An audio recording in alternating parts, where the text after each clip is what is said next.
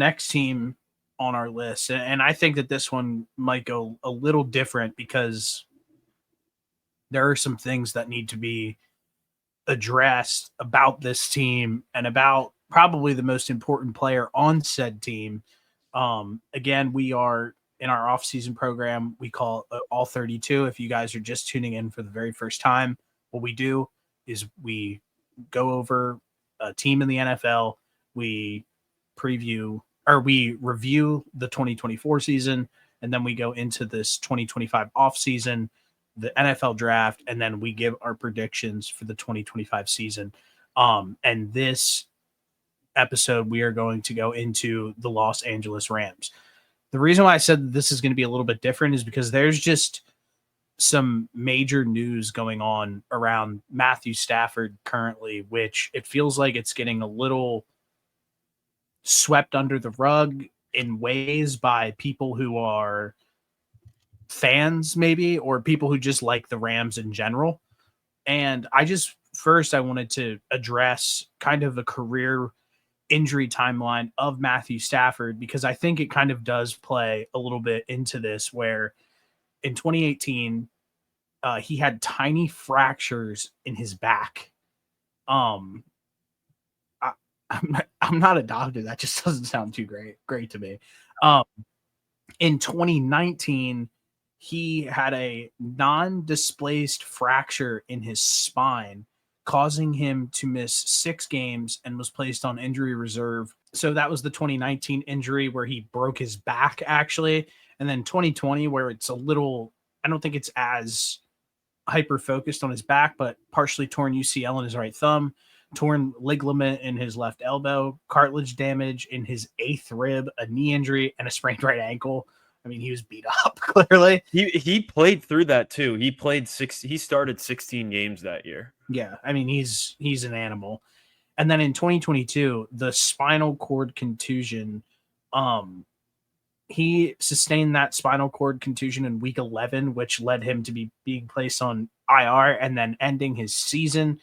And that was around the time where we originally started to kind of hear the flirting with the idea of the potential retirement of Matt Stafford, where these are major injuries.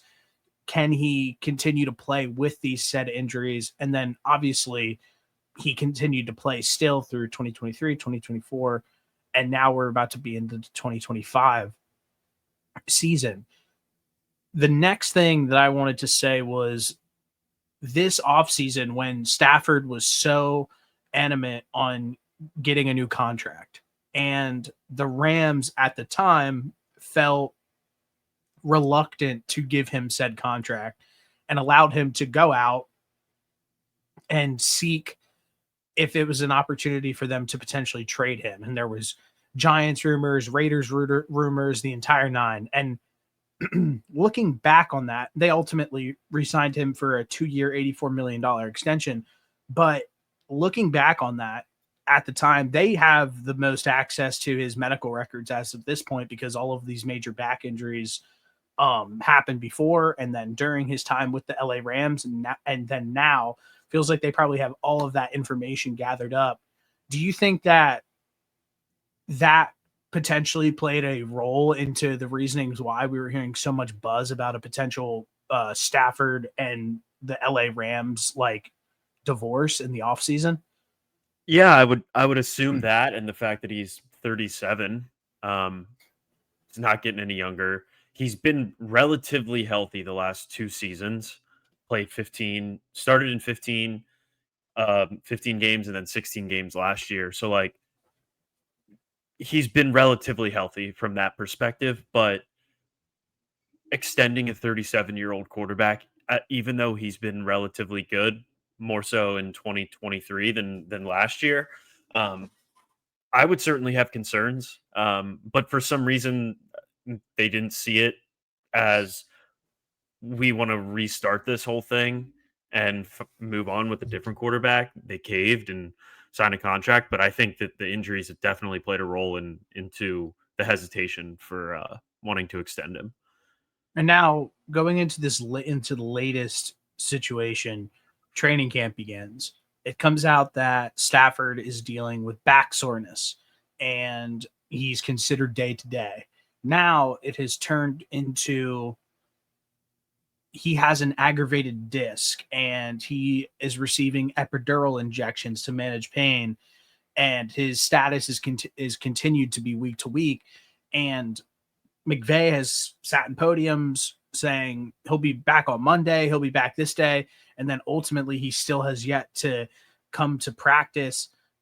Just a little other side note as well, he skipped a planned return on practice on August 11th and instead used a 160K Immortal Chamber, a wellness pod offering light therapy, guided meditation, and oxygen, with surgery still not being on the table apparently at this point. And then just to kind of continue the narrative as well, Matt Hasselback went online and pretty much said, like, voiced his concern, saying that obviously, like, these disc injuries are extremely unpredictable and they can pretty much derail an entire season. And now, as of August 13th, Stafford still hasn't returned to practice. He still hasn't had any update on what's going on with his week one readiness. This feels like a hit the panic button moment that nobody's talking about in any way, shape, or form. And this really reminds me of, I forget what year it was exactly, but when Andrew Luck went into camp and there was a point where he was sitting out pretty much the entire preseason camp period, and it got to a point where he then had to retire. I'm not saying Matt Stafford's going to retire, but it really feels very similar to this. And like you said, he's not getting any younger. He's had back injuries in the past. And one, it's definitely in question if he is going to play this season, in my opinion. And I think that it's definitely on the table that he could potentially retire or miss a significant chunk of this year. Yeah, for starters, the mobile immortal chamber sounds like something from a video game that you jump into, like that is in like Fortnite that you get thrown into Yeah. to regenerate, so I you will have like I full will health, full say shield. I will say that doesn't sound great. If you're Yeah, like doing that, you go in there if you're about to die. it's August 13th. Like, the season's right around the corner. If you're telling me that we're pretty much doing everything possible to not have to dive into surgery, if these things don't work, I mean, like I said, this is a hit the red panic button type moment for the Los Angeles Rams. Yeah, and the like Matt Hasselback said, the disc injuries are no joke, and they definitely suck even as a younger quarterback, a younger player, I'm sure.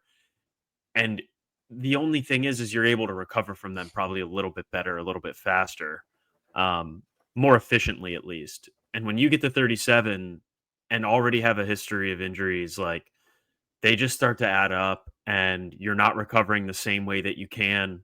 And that's clear by all of the measures and foreign medicines that they're trying to get him ready just to play week one. Like this isn't like they're getting him ready to push him into the playoffs where you just got to figure it out for like 4 games at best. Like this is to just get ready for the week for week one. And the way that things are trending right now, I don't think he's going to be ready. And I do think you're right. I think there's a very good chance he misses a good chunk of this season. It This was it my biggest feels concern this entire offseason for the Rams. it feels bad. It feels bad. It feels like that also the Rams fans are kind of covering their ears, covering their eyes, and just hoping for the best. But even what I found interesting, and I sent it to you, is even on like the social media and the Rams' personal social media pages, how they're speaking in the press conferences, they're really focusing on pumping up Jimmy Garoppolo and Yeah, they have highlighting to. highlighting how well he's been doing, highlighting that he still has it, the whole nine. That is equally as concerning to me, because it's like, okay, we think that, like, if I'm a fan or anybody, it's like, okay, Matt Stafford has a chance to play week one. Then you're like, we're in the press conference and we have the OC sitting there talking about how great Jimmy Garoppolo looks. That would have Yeah. me like all time, like not in my stomach type of. Yeah, you get to Monday and you expect him to be practicing, and then you're met with the brutal report that he's in that chamber, and it's Wednesday, and you're getting um, press conferences about how well Jimmy Garoppolo is throwing in practice. So um, things are trending towards the worst for the Rams offense right now. I completely agree. I do want to go into the 2024 season and review all of that and this offseason, because we'll get into it when we do this preview of the 2025 season for the Rams. But this team has gotten so much hype around them just because they had a close game against the Eagles in the snow. And not only am I concerned about the Matt Stafford injury, I'm concerned about multiple things about this team.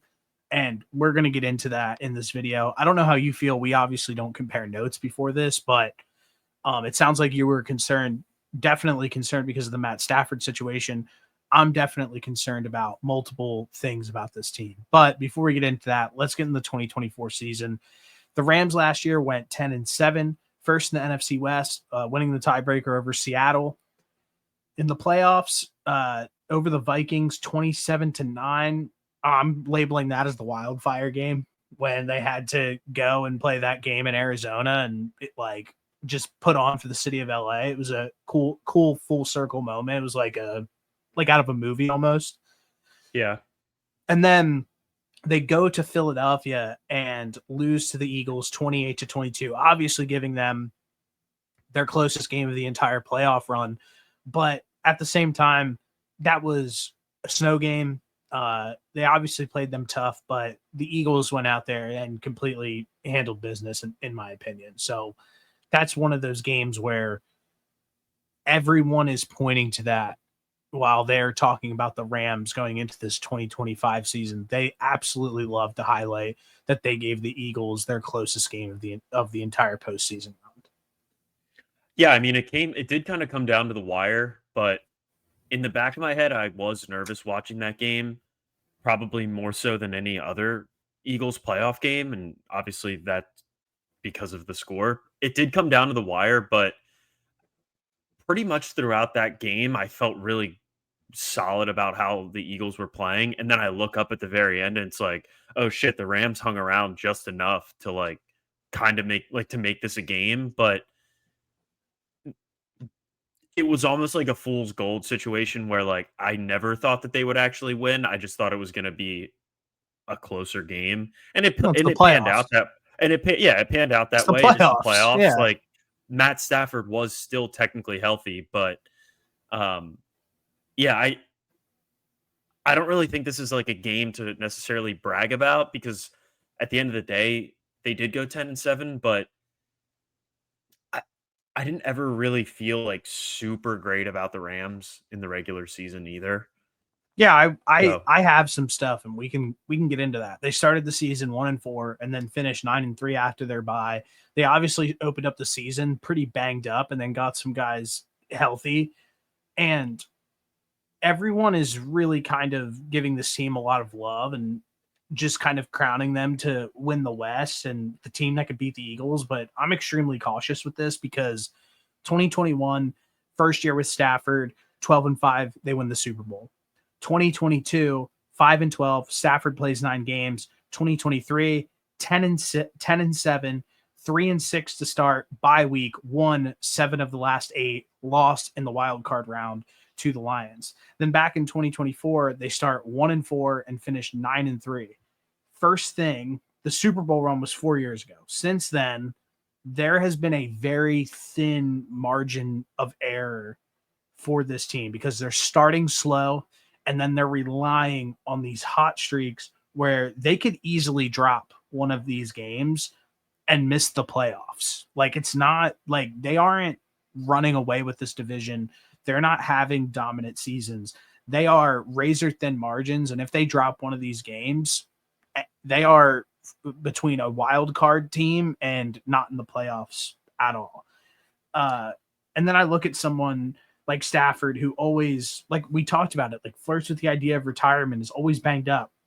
Then I look at somebody who, like McVay, who what was that, a year ago, 2 years ago, who flirted with the idea of potentially leaving the LA Rams to go do media, and he was going to get a massive media gig. I'm not saying they're not locked in, because I think that when they're rolling, they're some of the best they're some of the best. They play some of the best offensive football in the league, but still, I feel like all of that should be highlighted, because when your head coach and your quarterback, when you are season in and season out, where you're not 100% sure if these guys are even going to be around for like the long term, and since, like I said, the Super Bowl was almost 5 years ago at this point. This is not that same team. This isn't prime Aaron Donald. This isn't prime Jalen Ramsey. These are different football teams as of right now. And like I said, I think that these slow starts, kind of like the Bengals, we see this with the Bengals a lot. Those slow starts, which they have historically had over the last 3-4 seasons, it could cost them a playoff berth one of these years if they only win 9 games. Yeah, another thing to keep in mind last year is they beat the Niners both times they played, and the Niners had their season from hell. So, like, that's another thing to consider when going into this season. But you talked about the slow starts. I think that that's something that they have to avoid moving forward. But It doesn't they were sound great also, when Matt Stafford's in question for week 1. yeah, something that I looked at was they're not only starting slow at the beginning of the season for for that sake, but they're just starting very slow at the beginning of games in general. They're like the worst team on the first drive of the game, which is almost doesn't make any sense because we have praised Sean McVay for how good of a coach he is. And normally that first drive of the game is when you have your best stuff and when you have your game plan written out. And for them to just be so bad at the first drive of the game is kind of mind-boggling to me. So like I have a couple things here. So for the first drive of the game, they're 26th in EPA per play, 24th in yards per drive, 27th in three and outs, 30th in rate of drives that scored in points, 29th in points per drive, and 30th in punts per drive. All things that you would never expect from a Sean McVay coached offense and a Matt Stafford led offense. I think that I agree with you if you like actually like week in and week out, like watch the football games. Like the Rams for majority of the season weren't good, like at all. Yeah. Like they were a Yeah. tough watch week in and week out. I specifically remember the primetime game against Philadelphia, where Philadelphia legitimately manhandled them like badly. And it was just like Yeah. the Rams legitimately stood zero shot. Yeah. And so I think if you watch the games, I don't think that is like that crazy of a take to have. I think that there's a few things that they struggle with. I think Kyron Williams gets a lot of love for how good he is, like in fantasy. But if you watch him play, he's not that great of a running back. He also Yeah. struggles with fumbling a good bit. We On the saw other, that in the NFC divisional game. yeah, He fumbled at a crucial moment of that game. I think it was Jalen Carter punched one out, or Nolan Smith punched one out in a pretty critical moment of that game. yeah, he struggles with fumbles. The O line's not very good. Their wide receiving core they obviously have two really good guys, but you saw once Cup went down last season, once Puka went down last season, they were kind of like chewing gum and sticks, like just throwing it out there and trying to make something happen. Um, So Also not great defending the run, which no, obviously the Eagles games were blown out of proportion because the Eagles offensive line is phenomenal and Saquon's phenomenal, but um, they're giving up like 4.5 yards a carry to running backs. yeah, let's just get into some stats here. Offensive DVOA, they were 10th. Passing, they were 10th. Rushing, they were 26th. Defensive, they were 24th. Points for versus against, 21.2, 20th. Minus 22.4, 17th. Total offense, 15th. Total defense, 26th. Rush defense, they allowed 4.6 yards per carry on 2,200 rushes. That's ninth worst. And yeah, this defense, as much love it feels like it gets because they have somebody like a Jared Verse who's exciting and played well at times. The Byron rest Young of too. Byron Young, if this unit, this edge rushing unit, just doesn't get to the quarterback as consistently as they were last year, I mean, at the end of the day, their running defense is extremely weak. And I think that they have probably, arguably, one of the worst secondaries in the Oh, so entire NFL. So I don't think that they really did much to improve that. And obviously, we had a heroic stretch by the Rams team to kind of put them into the playoffs and then win a playoff game and taking the Eagles to the wire. But a lot of that kind of now, when you look at the season in its totality, even though they dealt with injuries, it feels like a little fool's goldish a little bit. And that's why I'm hesitant going into this season for them. yeah, and on top of all of that, if your starting quarterback isn't healthy and you have to rely on Jimmy Garoppolo to play 12 games for you, he's not a guy that's ever going to be able to put the team on his back like Matt Not Stafford has. anymore. Not No. anymore. He's And not that. We saw him in Vegas. He's not good anymore. no, he doesn't have the capability no matter how smart Sean McVay is and no matter how good the weapons are. I mean, if I'm Devontae Adams, I got nightmares going to bed every night thinking about Jimmy Garoppolo being my quarterback again. Yeah, that stings. I mean, and he went there thinking he'd be in a better situation. That guy's Yeah. had a rough go at it. Do you have any more stats that you have on your end that you want to highlight, or are you ready to move on to some of the storylines from the season? Um, I'll just throw this in there that they were +6 in the turnover margin, and they were 8-5 in one score games and 2-0 in field goal games. So I was looking through their schedule, and towards the end of the year, their defense was actually pretty solid for like these last three-ish games out of the four. But the quarterbacks they played were Brock Purdy without anybody in Carolina, the New York Jets, and the Cardinals just kind of fell apart towards the end of the year. And then they lost to Seattle to end the season. So like, That's when they who rested knows? everyone. That's fair then. Yeah, they rested Okay. everyone. All right. Then Since no, that's all this I got. the main storyline from last season, I just have injuries. O line, Puka and Cup, Higbee Yeah. ripped his knee. They just couldn't get their guys really fully healthy on the offensive side of the football, which always stinks. And obviously, we watched the offense really struggle at times because of that, especially on the O line. Yeah, another thing that I read about was just how bad they were inside the 10-yard line. Okay. Which that when you have an experienced quarterback like Matt Stafford, I feel like that's something that you should almost be really good at. Um, they out of 15 dropbacks on third and fourth inside the 10-yard line, he only completed four passes. And they Wow.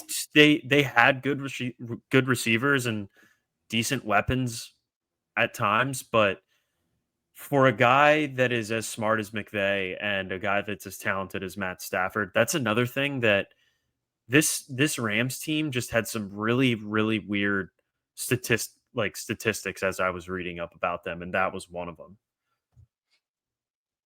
Yeah, that is definitely interesting. You would think that the McVay just gets kind of crowned as being such like a whiz kid and being able to figure it out. Yeah, I mean that's definitely an interesting tidbit. So now the 2025 offseason, some roster losses. They lose Cup, Jonah Jackson, Michael Hoyt. You have anybody else? I didn't really have too much on here. Obviously, losing Uh, Cup, he's a shell of himself, but I mean, he's probably an all-time Ram. Like for him, him himself. I mean, he won a Triple Crown there, won a Super Bowl yeah. there. So I'm sure if you're a Rams fan, like it probably hurts to watch Cooper Cup walk out of the door. Does it? I mean, I get it. You're a fan and you've followed Cooper Cup probably your entire life if you're a Rams fan, and I get it. But at the same time, he hasn't been good. Yeah, he hasn't really been good his whole career. Besides the 1 year where he won the Triple Yeah, Crown, he's been a very average wide receiver that yeah, has had some injuries that have kept him off the field. yeah. No, I'm with you on that And I like 100%. Cooper Cup. Like Well, yeah, he's when white. he's healthy, he's great. But like He's I'm yeah, ignoring. what? He's great when he's Right. healthy, but he's just not really what he was. And I think that season where he won the Triple Crown, like almost Clear outlier. yeah, it almost like kind of ruined expectations for him because the rest of his NFL career, like he's pretty much just been like a wide receiver too. Like a really average wide receiver too. Yeah, I'm with you for sure. So yeah, Some but I get roster, it. If you've been a fan of him your whole life and he's yeah, gone, then it hurts to watch him leave. Some roster additions: they get Tay Adams, Poona Ford for D tackle, Nate Lodman, Witherspoon at corner. It's pretty much all I have. I mean, the only thing that I've seen all season is like, oh, the Rams got Poona Ford. Like the rush defense is shirt up. Like I think probably pump the brakes on that like a little bit. Like it's not like Poona Ford is like he's a decent guy, but I mean it's not like he's a dude and he's going to completely transform this defense. you're not And as bringing for in the Vita Vea. no, and as for the Tay Adams acquisition, I don't know. I've been on and off of Tay over the years. Like infamously, like 2 seasons ago, I like went on the whole like Tay Adams like rant about like why he wasn't going to be good on the Raiders, and ultimately he hasn't really had a complete season since he's left Aaron Rodgers, and he's 32 years old. He'll be 33 during the season in December. And we see guys, wide receivers in their 30s, like fall off of a cliff. And I haven't seen Tay play with that consistent dominance that he did 5 years ago. Like how long has it been? How long has it been since he's been in Green Bay? And how many mediocre seasons do we have to see from Tay Adams before everybody kind of sits there and goes, yeah, like Tay's best days are probably behind him. He's a guy that kind of avoids that. His last few years kind of remind me of like Julio Jones's last year in Atlanta and then his year in Tennessee. And it kind of reminds me a little bit of that. And then you look at what Julio Jones became after that, and he fell off of a cliff. So I'm hesitant to see what Tay Adams could be this upcoming season. I'm looking at his numbers from when once he got traded to the Jets, and like they're not terrible. In 11 games, he had 854 yards and 7 touchdowns. Like that's not bad for an Yeah, 11 game stretch. So I think I there's still something there, but I don't think any Rams fans expect this either for him to come in and be what he was 4 years ago in 2022, 3 years ago in 2022. But like, if you're penciling him in as your number two wide receiver or penciling him in alongside Puka Nakua, I think you got to be pretty excited about that. But that excitement quickly goes away when Jimmy Garoppolo is your starting quarterback. yeah, I just want to see something here real quick to see where he's kind of paid in the hierarchy of the league. I mean, he's making $22 million.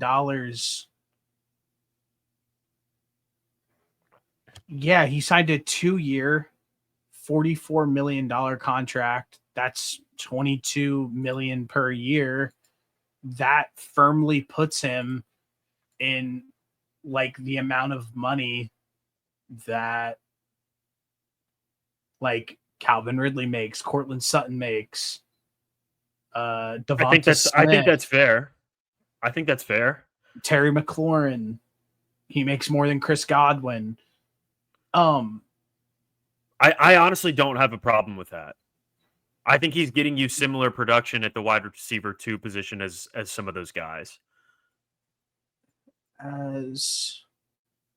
Yeah, I mean, definitely Cortland Sutton stinks. So I'm with you. I'm definitely with you on that. Yeah, maybe. Like I said, he turns 33 this season. I think that could have been a little bit of a generous contract, honestly, for somebody like him at his age. And I do think that obviously he's expected to be a number 2 to Puka, I guess. I think if you were to ask him that, I think he would disagree, obviously. But yeah, I think you're right on that. I'm just, like I said, I'm just at ease. I want to see it happen before anything else. Like, okay, he had a good year, a decent season last year once he got to New York,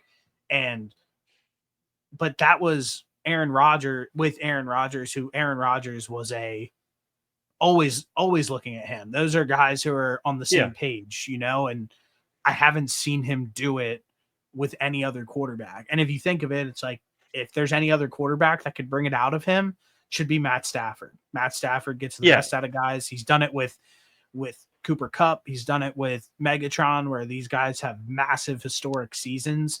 I just don't know if it's like too little too late. Like, is he over the hump? I mean, if you look at the seasons he's had, they've gone down periodically since 2022.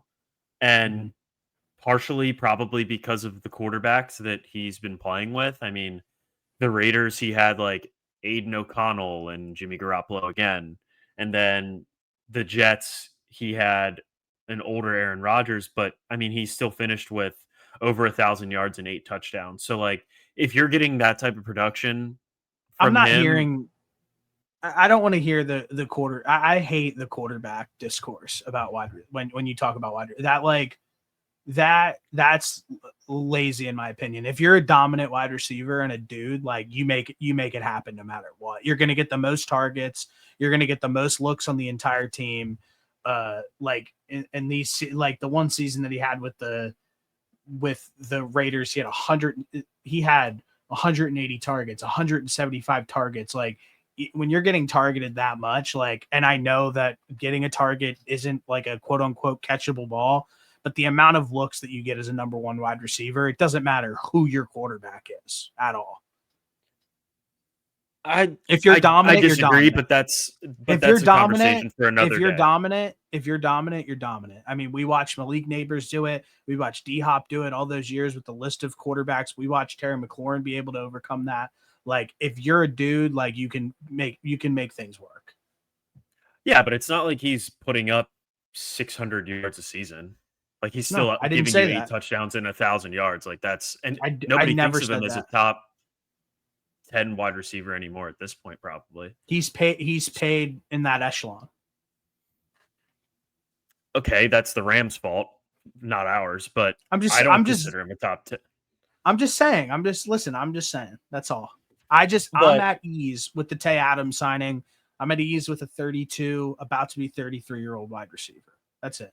I mean, end of the day, you go to Los Angeles thinking you're playing with Matt Stafford, and you're probably going to have to play with Jimmy Garoppolo. That's what this is ultimately going to come down to for the Rams as a whole for this season.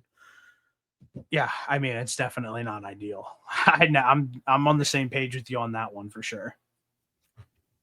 The 2025 draft, I mean, I don't think it is talked about enough. I think the Rams, like, low-key won the draft. They absolutely fleeced the Falcons for the 26th pick.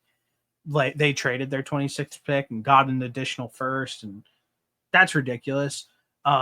They go and draft Terrence Ferguson, the tight end out of Oregon, who's good. Josiah Stewart, outside linebacker. Jaquez Hunter, running back. Ty Hamilton, a defensive tackle. Chris Paul Jr., linebacker. And Dude, he's got to be Cantuna, such a small linebacker. yeah. Cantuna, well, Chris Paul's like what? Isn't he like 6'3"? No, he's like 5'11". Well, that's how big all the other linebackers are. Not the He's good just ones. small in the NBA.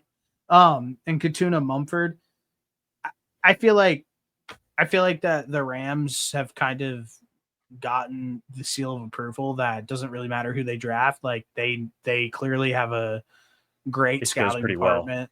They clearly have their pulse, and they're clearly going to get a lot of great young players who are going to play for them immediately. My only like critique on this, I love the Terrence Ferguson pick. I think he'll be good with them, honestly.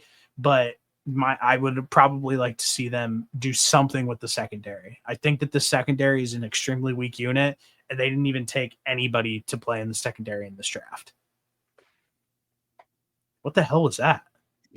Lightning. It's about to thunderstorm here. Ooh. Bro, that was crazy. I thought somebody took a picture of you from the window. It was bright as hell. Yeah.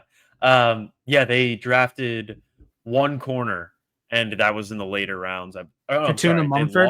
They lost a corner. I apologize. They didn't even draft a corner. I just said that. I literally just I don't know said why they. Sorry, the thunder and lightning threw me off. What are you? It spooked me. 6? No. They had a bottom 7 secondary last season, and for them to not try to address it, I understand like you want to get Tyler Higbee's replacement, but I feel like there's better options that you could have gone with in the first round. I like Terrence Ferguson too. I think they didn't have a first round pick. They traded it. You're right. They did. The second round, they could have gotten a corner. And I like Terrence Ferguson. I think he'll be solid, but I don't really know if that's exactly what they need for right now. That secondary is gonna take some hits. Yeah, definitely. All right, to move on, some Vegas stuff, some bets. The win total that they have is 9.5 wins. To win the NFC West is plus 175. The NFC Championship plus 900. The Super Bowl plus 2,200. This was a while ago. I did this like almost a month ago. So this could be subject to change with the Stafford news as of right now. But I know that they're still favored to win the division. I disagree with that fully. I think it's absolutely ridiculous that the Cardinals are, and we'll preview the Cardinals. Obviously, the Cardinals are like plus 400 or something to win the division. If you pay attention remotely, the Rams have all this stuff going on. The Niners are extremely banged up again. They're still not going to have some of their guys who were hurt last year coming into this year. Yeah. I'm not really understanding why everybody is kind of just shooing in the Rams and the 49ers to be the best team in this division when they have real problems and they're not complete football teams. So just something to highlight. I disagree with the Super Bowl odds, the NFC Championship odds, them to win the West, and their win total at 9.5. As of right now, I feel like that they kind of hover around that every single season. So I think that's probably spot on. They can win 8 or they can win 10. I mean, that's kind of where they sit at. Yeah, I looked at this again right before we started, and their Super Bowl odds are plus 2,000. They're minus 144 to make the playoffs. To win their division, they're plus 200. So nothing has really changed as the Stafford news has come out. Their win total is still like over 9.5 is minus 125. Honestly, if you don't feel great about the Stafford news like you and I do, them to miss the playoffs is probably sitting pretty well for you right now. Yeah.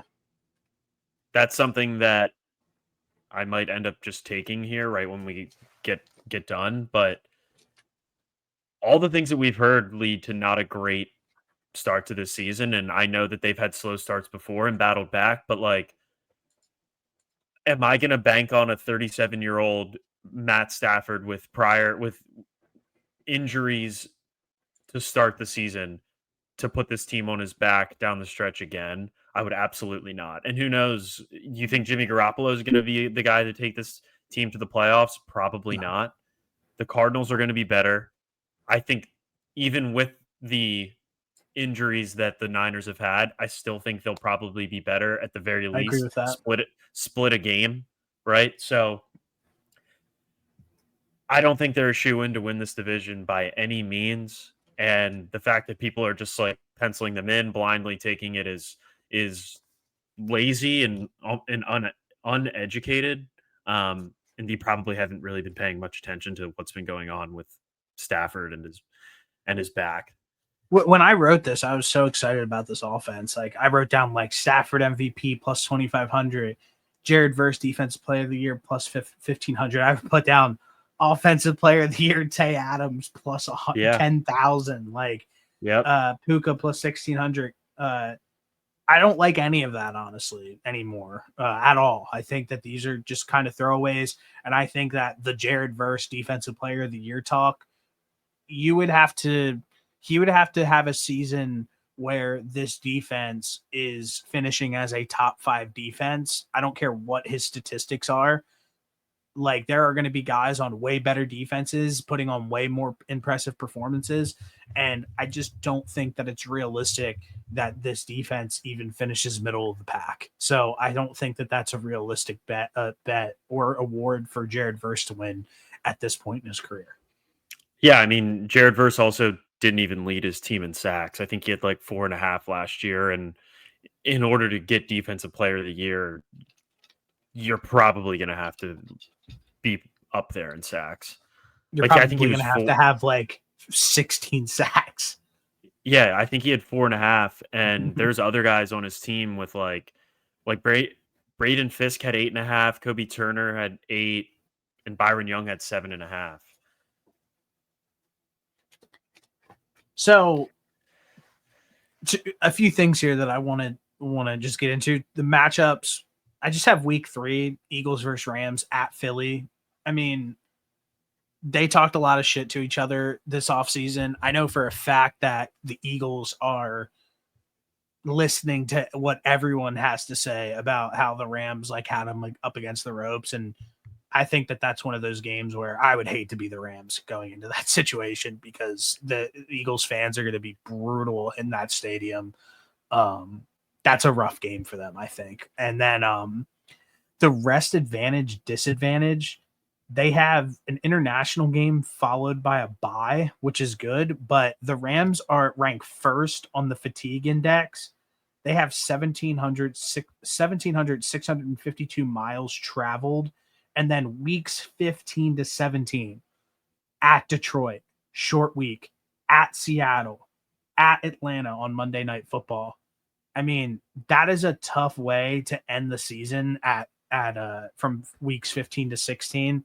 And then obviously you You're close out the season with the Arizona Cardinals as well, a divisional game which could decide a lot. So I just think that that is pretty crazy. You're at Arizona, Detroit, Seattle, at Atlanta, and then the Arizona Cardinals again. I mean, those defenses alone, the Arizona defense is going to be legit. The Seattle defense is going to be legit. That's a If the rough way to Falcons end have a that. pass rusher, then they Yeah. might be okay. Yeah. I mean, that's Because they have just a good tough secondary players, but that's a tough way to end the season for the Rams, I feel like. yeah, and of course, if I'm a Rams fan and I'm looking at this schedule, like I'd be pissed if I had my bye and then had to play the Saints. Like, give me my bye 2 weeks later before I go Seattle and Tampa Bay, or right before San Francisco. Because like I feel like the Saints like are a game that you should pencil in as a win if you're a Rams fan. But I would hope so. it sucks that you're getting a week of preparation at week 8 to go down to New Orleans, and I don't know. It could be better. Back to That back bye stretch at the weeks. end, Yeah, the stretch at the end is rough. You're going 3/4 of the way across the country, all the way back, majority of the way across the country, all the way back. So, and then you could potentially have a game for the division against the Cardinals. So, that last little bit of that season is not playing into their favor. I agree. My prediction for this I just think they win 6 games. I think that I think Stafford misses some time. If he misses 0 time, I think they win 8 games. I don't think this team's a playoff team. I think that this division, like you said, the 49ers are going to be a little bit better this year. The Cardinals are going to be a lot better. I think Seattle has a good enough defense to go and win them a football game against them. We highlighted the slow starts. We highlighted all of the concerns that we had about their defense. I just don't think that this is a playoff team this year. So I'm going 6-11 as my final prediction for the record. And I think that if Stafford misses the season, obviously I'm picking them to finish last in the division, but it's a toss up between the Seattle Seahawks and the Rams to finish last in the division this year for me. Yeah, I have them as 7-10. So I'm not feeling great about this team either. They struggled to stop the run, and you don't have Matt Stafford. You might not have Matt Stafford for potentially a good chunk of this season. I just don't feel great about Jimmy Garoppolo going in and being your quarterback. And maybe sneaky play is Stafford ends up retiring. The Rams are okay with Jimmy Garoppolo being their starting quarterback, and they end up getting a top 5 pick in next year's draft, and McVay gets rejuvenated with one of these guys coming out of college this upcoming football season. Who knows? But I'm definitely on the same page with you for this 2025 season.